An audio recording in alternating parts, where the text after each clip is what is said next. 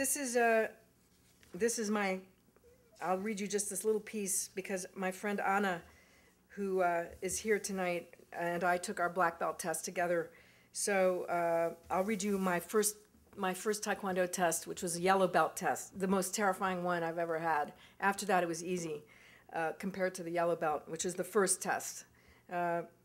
So this is just the very beginning of my Taekwondo experience. My daughter and I started at the same time. I think my first class was meant to be September 11th, of the day that the terrible tragedy happened, and I went there anyway because I'm nuts. And they said, "What are you doing? Go home. You know, we're closing down." So I think it was a week later that I finally got up the nerve to go back and try this. And so this is a few days later.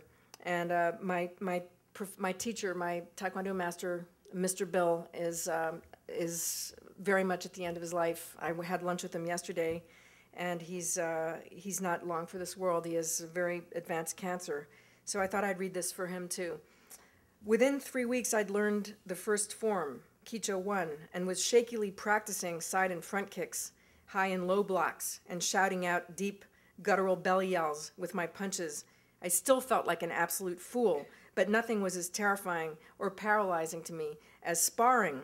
When confronted with a blow or a kick aimed in my direction, I cringed or giggled uncontrollably and froze. I couldn't seem to get past this weird paralysis, which was similar to what I experienced when I felt under attack from my mother.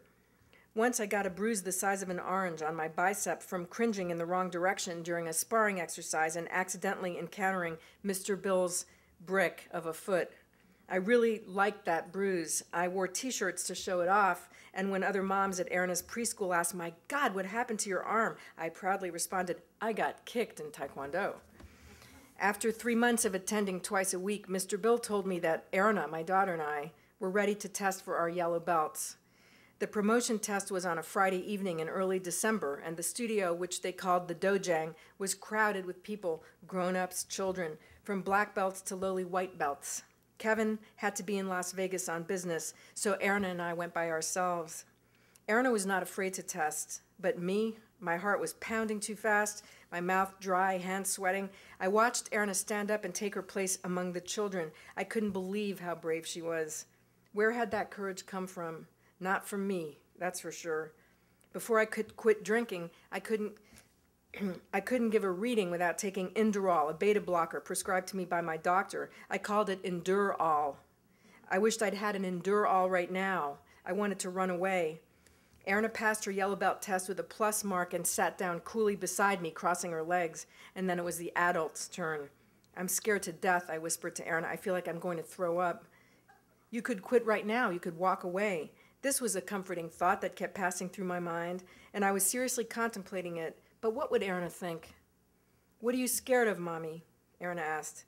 Now I felt my throat tighten and my eyes beginning to sting. I'm scared of failing. I'm scared of being a klutz. I'm scared of making a fool of myself.